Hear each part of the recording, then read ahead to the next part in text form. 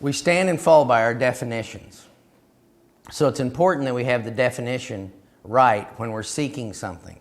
It wouldn't do you any good to go out and seek gold if your definition of gold was a pile of leaves. You'd end up with a pile of leaves, you wouldn't have the gold.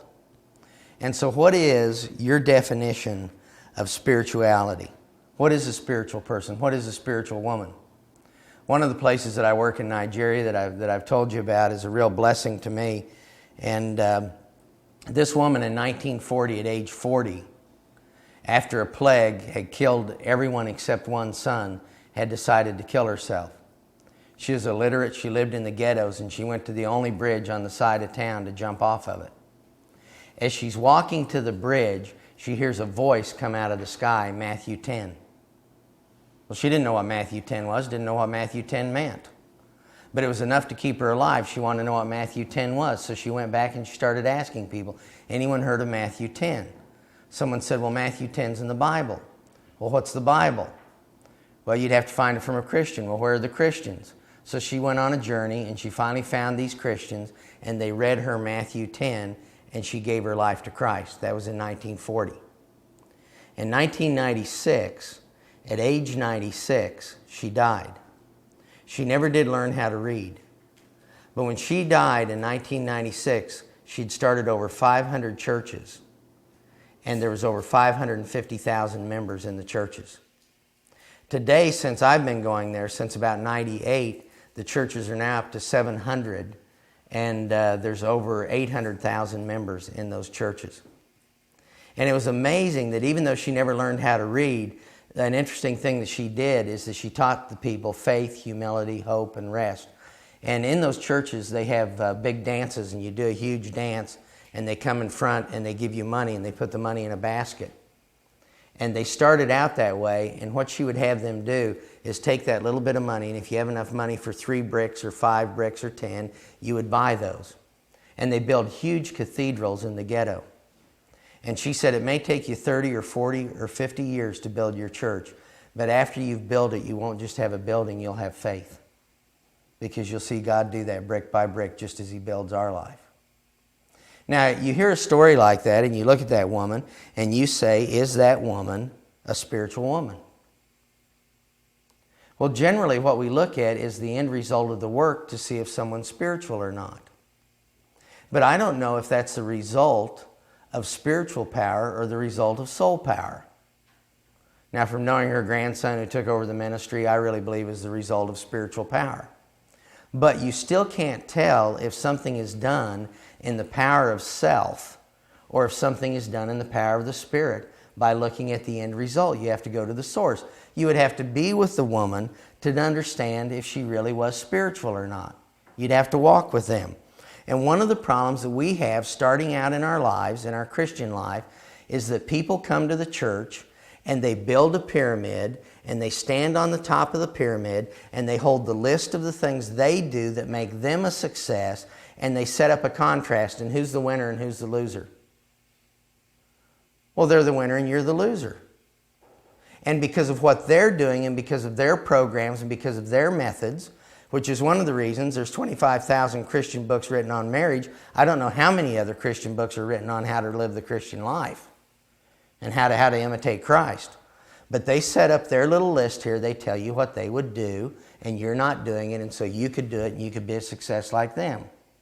I really like the What Would Jesus Do bracelet. Well, what would Jesus do? This is what Jesus would do, so this is what you ought to do. Do you know that bracelet's not going to help me at all? I'm thinking about getting one of the bracelets that says, what would Tiger Woods do? Because when I hit the golf ball and I end up behind a tree and I'm in a sand trap and you've got to wrap around that some way, it's pretty easy to get out of that. All you do is say, what would Tiger do? I know exactly what he'd do. He'd wrap the club around the tree. No, he wouldn't. But that's what Mike would do. I mean, getting information that you can't keep isn't going to help you a lot. But we've succumbed to this and we've let people set the standard of spirituality for us. And it's always bondage. And we come into bondage as we try to measure up to what someone else is doing. When Jesus tells us clearly what the characteristics of spirituality is, so we don't have to be confused. And this is what we're going for. to be poor in spirit, to mourn, to be meek, to hunger and thirst for righteousness, to be merciful, to be pure of heart, to be a peacemaker, to have joy when you're persecuted, to be the salt and the light of the earth, to be free from anger, to not have contemptuous words, to hold nothing against another, to have a spirit of agreement, to be truthful in speech and attitude, to turn the other cheek, to go the second mile, to love an enemy, and to pray for those who persecute us. Now, the Sermon on the Mount is not a sermon. The sermon is a description of the life of Christ. Spirituality, then, is not a teaching. Spirituality is a person, and it is exactly Jesus. What is it to be spiritual? To be spiritual is to have exactly Jesus flowing through you.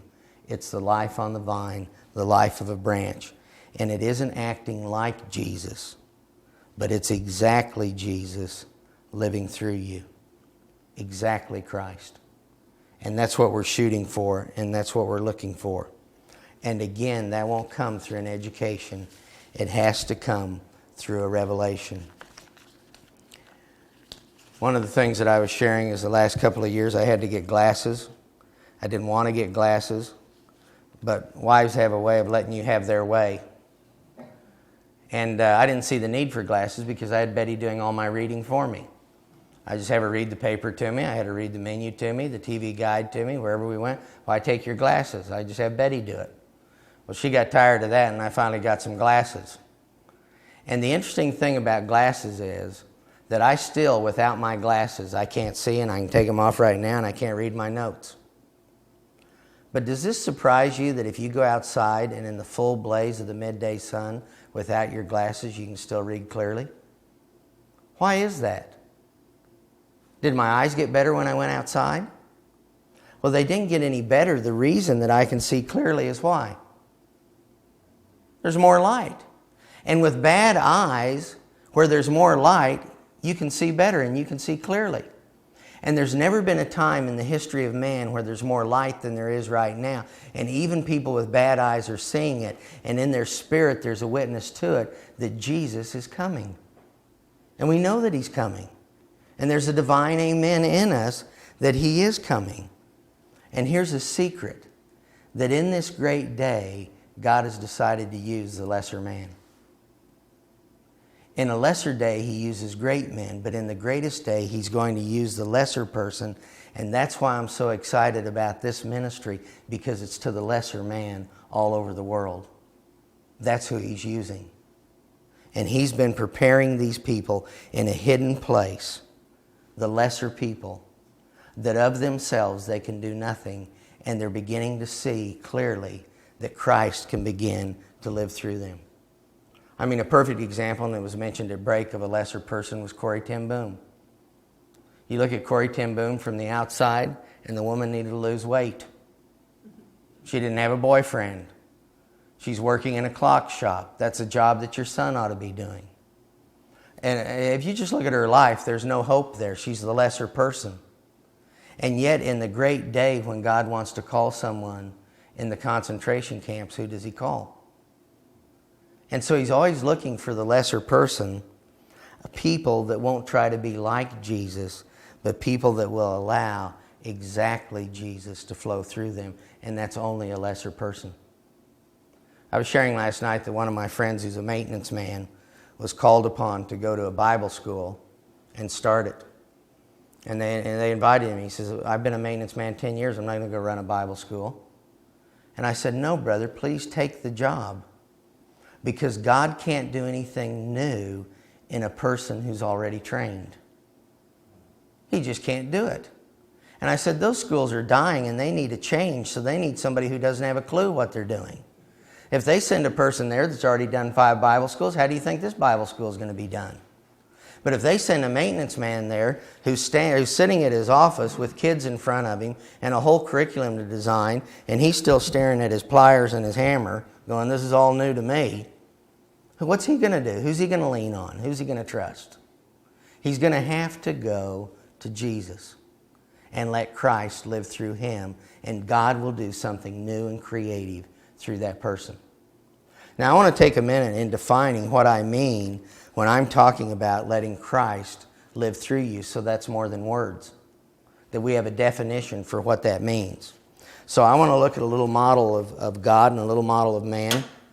We'll run through this quickly, but we'll be building on it in our foundation. We'll begin with this question: how can God be one and yet God be many? Well, here's a real secret. If you want to understand God, look at man, because man's made in the image of God. If you want to understand man, look at God, because again, man's made in the image of God. You can look at either one and get insight into our being and how we're made. Now, did you know that you're many, but you're never one? So if we take a look at man, and again, all of you look better than this. I don't draw any better. That hasn't improved over the years. But you have several dimensions to your being. You have a body, you have a mind, you have a will, you have emotions, you have an inner life, you have a body, you have natural desires. Do all of those things in you agree every morning? So you're not really one, are you? Are you ever doing something and walking in your body and feeling as though you're standing outside your body, and why am I even going in that direction? You ever had that feeling? Are you ever thinking something that you even know is stupid? Are you doing things that you know are stupid? Are you feeling things that you know are ridiculous? Are you just feeling down? Are you feeling depressed? Are you feeling hopeless? And yet you look around you and there's no reason for that? See, man is many, but man is never one. But if all of these things could agree, my mind, my will, and my emotions, my inner life, my outer life, everything in me agreed, could I look in the mirror in the morning and say, let us serve God? So I would be one, and yet I would be many now. Well, in the same way, God says, let us make man. God is many, and yet He is one, and everything that is in Him perfectly agrees in a perfect peace. And so if you take a look at God, there's many, many things in Him. There's His provision, there's His word, there's His judgments that are perfect. There's His love, there's His wisdom, there's His will. There's His love, there's His grace, there's His mercy. There's all the things that God is in here, and every one of them agree perfectly, and in God is a peace that the world doesn't know. Peace I could give to you, not as the world gives, I give to you. And there's the peace of God in here that is perfect. Now, God would like us to know Him. And so what He did is He sent down a little umbilical cord, and everything that He was flowed into that, and it went into the temple, and there we could discover who God was. The problem is the priests stand outside the temple, and they represent God, and they tell us who He is. And really, what they're giving us is an image of themselves, and a false image of what God is. There's an old Greek saying that show me your gods and I'll know your men. And people have such a distorted concept of God today all over the whole world. I was walking in India and they were throwing flowers in front of a fellow who could barely walk, and he was going into seizures the whole time as he walked, and he was going along, and they believed that he was a god. That's their concept of a god. That's distorted. Well, this concept of God is distorted, and we don't know who He is, and so He does something that nobody had ever thought He would do. He stopped flowing here, and He sent a new umbilical cord, and this one ended in a man named Jesus. And everything that God was flowed into Christ. And now nobody can distort it because He's standing there, and it is God with men. And as He lives in this body, we see who God really is. And now He does some other unique things in the body. He goes out and He attacks all of the enemies that man has: sin and Satan and the world. And He conquers the unholy Trinity. And He even comes to a place where He conquers sin in the body. Now, it's important to understand the purpose of a sacrifice and why He had to be a sacrifice. Because it comes to a point where Jesus says this: let this cup pass from me. What is the cup that He wants to pass from Him? Well, it's not death, because flesh and blood can't inherit the kingdom of God. We all have to die. But the cup that he wanted to pass from him was this experience where there was a break in the flow of God into his life. Something that he'd never experienced. And why did there have to be a break in that? Because the man who was doing everything was doing nothing, because it wasn't him doing it. It was the Father doing it through him. And Acts 2:22 tells us, don't you know and don't you remember all the miracles that God was doing through him? And he says of himself, I'm doing nothing at all. That he's letting himself be the vehicle in which God expresses his very life through him. And now he has to be cut off because of sin. Well, here's the purpose of a sacrifice. What holds you together? And there is a divine glue that holds every person together. What's the name of that glue? Jesus. Because it's in him and by him and for him that all things are created and all things are held together, both visible and invisible. So what that means is that Christ is in every created thing. Now that does not mean that Christ is your life, and it doesn't mean that you're going to go to heaven, but it does mean that Christ is in every unbeliever. And when he stood in front of the unbelievers, who he calls his own didn't know him. Now that's very odd that a creature doesn't know the Creator. Because as we mentioned before, he walked up to the water and the water said, well, we know who you are. Get on our shoulders, we'll carry you. He walked up to the pot of water and the pot of water said, what do you want? And he said, I want you to become wine. Everybody was shocked. Why are they shocked? That's what he does every day in a vine. He gave sight to the blind, and it shocked people, but he does it every day in the womb of an expectant mother. He's in all things, and there is a great book to read that very few people ever read called the Book of Nature that preaches Christ, period. There isn't anything out there on your walk that is not going to preach Jesus to you, because he is the glue that is holding all things together. And it's one of the things that I've learned working with people, many of the people I work with who can't read. Well, if you can't read, go take a walk and read out there, because there's heaps to find out. I like to share the story about my son who can't read and grew up with severe dyslexia. And when the neighbor committed suicide, my son was just undone. And I would have liked to have given him a Bible and said, go down and read a passage and just be quiet. But it's not going to do him any good. So I went out to the apple tree and said, let's trim this apple tree and see what we learn. And the apple tree was green and it was sending out its long shoots. It was in the spring. And he came to me, and he was just a little guy. And he had two of the limbs, and one of them was green and one of them was dry. And he took the dry one and he broke it, and he took the green one and tied it in a circle and untied it. And I said, so what did Jesus tell you about the tree? He said, if I have his life in me, every situation will bend me, but it won't break me. But if I don't have his life, I'll be broken. I said, there you got it. That's your message. See, he's in absolutely everything, and he's the glue that holds you together. Now, when you invite sin into your life, you repulse Christ's life that is dwelling in you. You push it away. And I don't know, I probably know most of you have done this, but you take a magnet and you put it together with the same poles and it won't go together, will it? And so you put the two together, and do you like that feeling in your fingertips of those two not going together? I find that to be the most weirdest, annoying thing that I could do. If I was obsessive compulsive, I'd just lock up on that and be doing it all day trying to get them together, because I couldn't stand that. I don't like that feeling. It's a weird feeling. It's a very, very unnatural feeling. And it's very much akin to the passing pleasure of sin. That when you invite sin into your life, it fights right at this point as Christ's life begins to withdraw. Now, as his life withdraws, you're less in the image of God. Now, some people are actually addicted to the passing pleasure of sin. I have a little policy in my office: if you hate what you're doing, I love you. If you love what you're doing, don't come. When you see a Christian, say, struggling with homosexuality, I have a lot of respect for them. That's quite a struggle. You understand their past, you know what they went through, some of the distortion that happened in their life. You would understand that, and you'd have compassion for them also.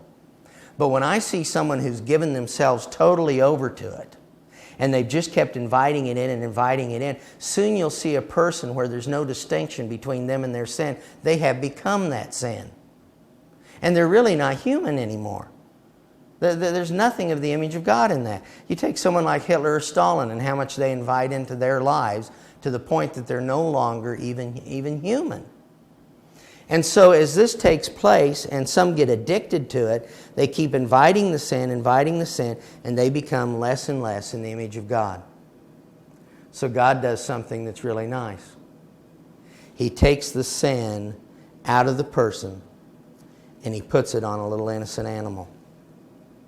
Now this sin only makes you miserable, but it's so heavy on the little animal that it totally distorts it, and it cannot go on living any longer. It has to die because of the distortion. And then this sin would be lifted from you, the glue could flow back forward, and you could be more in the image of God. The sacrifice represented what you lost. Why a little dove? Because you lost your freedom, you lost your morning song, and you lost your peace. Why would there be a bull? Because you've lost all your strength. The Old Testament never called for a sacrifice of a man until in the fullness of time that all the sins, past, present, and future, were so great that the only sacrifice that would satisfy, the only sacrifice that could take it, would be the Lamb of God, the perfect man. And so God had to cut Him off in order to lay on Him the sins of the whole world. Now that's an amazing thing, because when the sins of the whole world came onto Jesus, and at this point Jesus has conquered sin, Satan, and the world, and now He's going to conquer sin itself.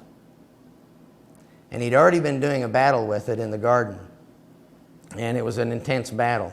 He was sweating blood and beginning to break down, and He won that battle. At this point, the sin is so great on Him that it drives the very life of God that's left in Him out. Now, Satan is afraid of this life. He doesn't want this life to get into anyone, because this life has conquered everything. And in His blood is this life. Now, the reason you can live today is that you're breathing in oxygen, and your blood is taking the oxygen, which is life, all throughout your organs, all throughout your body. It's giving you life, and it's cleansing away the poison. That's why you can live. What if you had a blood in you that didn't need an outside source to get its life? Your blood right now needs an outside source to get any life at all. It's got to go out. It's got to come from here. We're taking in the breath of God every day, every moment we're taking it in. But what if you had a blood that didn't have to go to anything outside, but could just flow through you because it had its own life? Do you know you could live for eternity? And the blood of Christ is that blood that possesses a life that doesn't have to go to an outside source, and it flows in my spiritual being, and that's why my inner life is never, ever, ever going to die. Now, Satan is afraid that this life will get into me, and I'm going to live for eternity. So what he does is sin is cast upon Christ, and he bears the sins of the whole world, and that sin is so great that, as I said, sin will drive the glue out of you. Well, the sins of the whole world drove the life out of him. And there his life stood, and they didn't want his life, now cut off from God, to ever get into another man. This is their chance. They didn't defeat God in heaven, but they're going to go ahead and defeat him now because he's cut off from the Father. And so they encompass him with the power of sin, and he begins to sink. And he goes down deeper. And then, after sin, the thing called captivity encompasses him. And he sinks a little deeper. And now he goes deeper, and it's sin, it's captivity, and hell itself encompasses him. And there he comes to rest on the floor of hell. The life that's conquered everything is now in hell. If there's one place I could be, I'd want to be there, because there'd be great rejoicing. But what happened next shocked everyone. There was a cracking sound, and the power of sin, and the power of death, and the power of captivity, and the power of hell broke. And there stood Jesus, ready to plunder the place. You know, when you're boxing, one of the things you're not supposed to do, but everybody tries, is hit someone straight on in the chest. If you hit them straight in the heart as hard as you can, you'll stop their heart and you'll see them buckle their knees. Whenever death met life, death won. And here, Christ meets death, and he hits it so hard in the chest that it buckles its knees, and it released the saints that were in the graves. It couldn't hold them anymore. He broke the power of sin. He broke the power of Satan. He broke the power of the world. He broke the power of captivity. He broke the power of hell. He broke the power of death. And there he stands. I think there was a little bit of shuddering. And he walks over to the gates of hell that only open to let people in, and he rips them open himself. And he preaches. And those that want to come get to come. And he stands here and refuses to budge without the Father. And the Father reconnects with him and raises him back into his body. Now the power of an indestructible life goes into the body, and when it goes into the body, everything changes. The only way you got your spirit in this room is that your body had to bring it, because your body's stronger than your spirit. But what if you had a spirit that's stronger than your body? Do you know then you could walk through walls, because your spirit body's got to go wherever your spirit goes? And now he's raised back into this body. This body is transformed. And he takes this large train of captives to heaven. When captivity is taken captive, it can no longer take captives. When sin is taken captive, it can no longer put people in sin. He conquers all of those things. And now what he wants to do is live his life through me as a one as. What does that mean, to be a one as? Because in John 17, Jesus is praying that I might live with him as he lives with the Father. What does that mean, to live as? What does the word as mean? Well, when we look at this model, how did Jesus live? The man who did everything did nothing, and all that he ever did, he never did. It wasn't him doing it, but it was the Father doing it through him. He was yielding and resting, and he was in submission, and he was letting God do it. And even though he was found to be equal to God, he didn't count that equality. He let God do it. So what does one as mean for you? It's going to mean that I'm going to connect to his life exactly as he was connected to the Father. And then I'm going to let his life come and flow through me. And we'll talk about how that isn't passivity. But it changes everything, because here's how we pray. I no longer pray, Jesus, help me. Jesus, would you help me be kind, and would you help me be loving, and would you help me be like you, and would you help me not sin, and would you help me be a good husband? Would you help me in all those things? I don't pray that any longer. What's my prayer? Jesus, you come and be my help. You come and be my joy. You come and be my happiness. You come and be the husband that Betty needs. You come and be everything to me, because I'm a one as. I don't have those things any longer. I need you to come and be all of that for me. I want to live with you the same way that you lived with the Father. Now, the Father can't live directly through me. We need one mediator between God and man, because he'd blow me out. I couldn't handle that kind of a surge. But I can live in him and his life flowing through me, which is exactly what the vine and the branch is teaching. That here we're born, a branch in a vase, and every day we learn how to live while we die. And then one day we're grafted into the vine, and now his life becomes my life.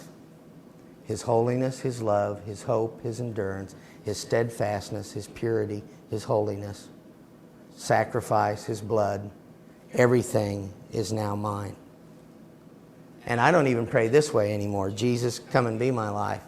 I moved up a gear and I pray and say, Jesus, thank you that you are my life. Thank you that you are my hope, that you are my endurance, that you are my holiness today. Thank you that you're all those things, that you're my wisdom. So the question is just what does it mean to you to be a one as? And how do you apply that to your life and the way you live every moment of every day? We'll come back and talk about that.